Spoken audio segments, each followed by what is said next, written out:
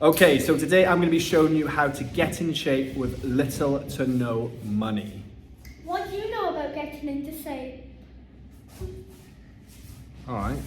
So, you've thought about getting in shape, but it seems out of your reach financially.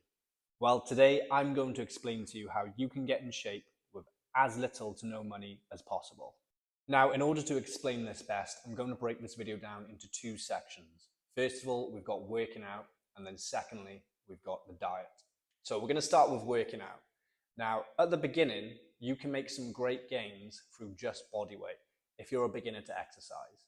But that isn't me saying you can only make gains if you are a beginner, because of course there is an entire branch of fitness called calisthenics, which includes people not using weights in order to achieve fantastic results. These guys have got amazing bodies, amazing strength. You can do a lot with just your body weight, right? So immediately, there's no money involved in that.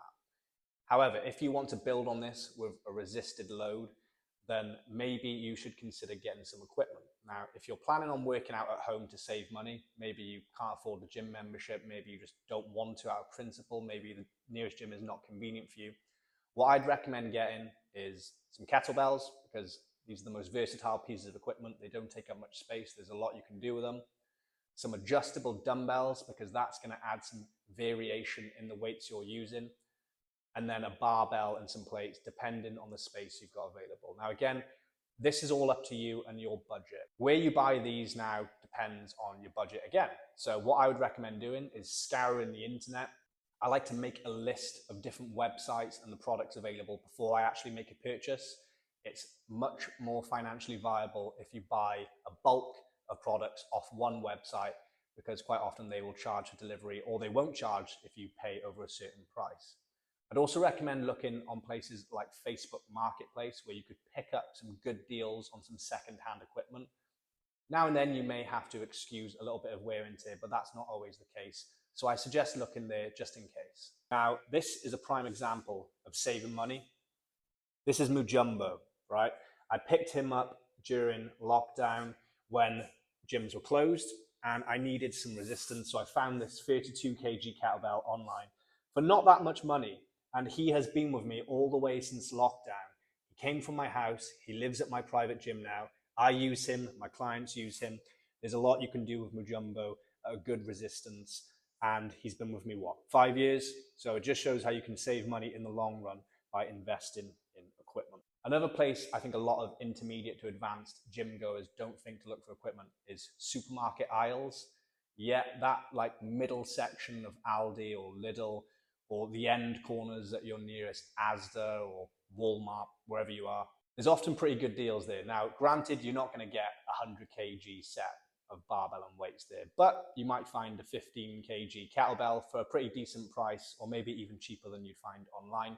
So I always recommend looking out at those little corners just for small little trinkets that you could add to your home arsenal. The cheapest and best option, in my opinion, in the sense that you could probably build the highest range of weights, is to DIY build your own stuff at home.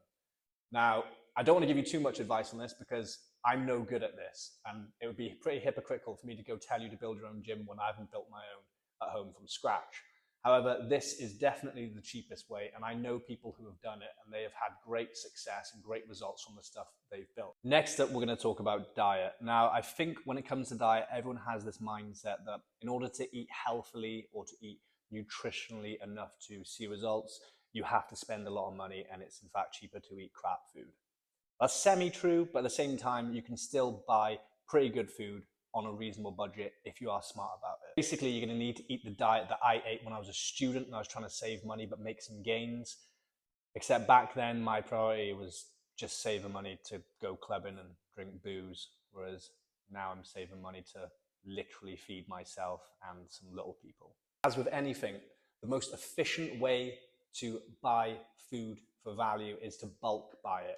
That is to go to places and buy it in the largest quantity that you can, because more than often that is when it's priced at its best. So if you're trying to save money, do that. Maybe go to places like Costco. You can go to regular supermarkets, that's fine, but buying in bulk saves much more money than buying produce individually. Another way to save money is also to buy frozen produce, whether that is frozen meats, frozen veg, frozen fruits. you generally save more money and get more quantity for the money doing it this way. Now, some people have this idea that fresh veg or fruits is better than frozen. Not necessarily. The amount of time that they have to make sure that that produce goes from its source to being frozen is pretty small. And actually they keep a lot of their nutrition, and arguably more than fresh fruit and veg does sometimes. So that's worth bearing in mind. You can also save more money by getting canned food. I prefer not to do this really, but I will buy canned tuna because it's just way more convenient to keep in the house.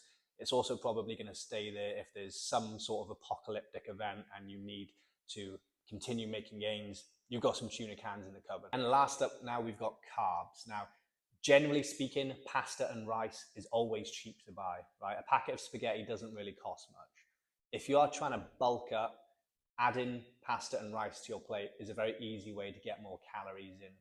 And carbs in general are a very good source if you're trying to bulk up. Now, even if you are cutting, I'd recommend getting potatoes, whether they are white potatoes or sweet potatoes, because again, you can get a lot of these for not very much money, and they are a great carb source if you are cutting. Now, it is common sense, but the best way to save money when you are dieting is to actually make proper food. That's right, it doesn't have to be the organic one in the most expensive part of the section, but if you're making proper food rather than just buying pre-made stuff or processed stuff, you can save money. You just have to have the stuff on your plate, which is literally protein, carbs, veg, done. You can save cash, guys. It doesn't have to be super expensive. Okay, so if any of you guys have any questions about the topics I covered in this video, feel free to drop them in the comments. I will get back to you. Likewise, if you have more valuable information that you feel I didn't share that others may benefit from, feel free to drop that in the comments below. I think that'll be very useful to someone. Now, to say thank you to those of you who have watched the video this far, I am running 10% off my online coaching for your first month. So if you fill out the contact form, the link is in my bio on this video description. You'll save 10% off your first month of online coaching with me. So contact and quote video 10 to save 10% off from now until the end of March 2026. Thank you so much for watching, guys. Say it. Guys, No, say please subscribe. please subscribe.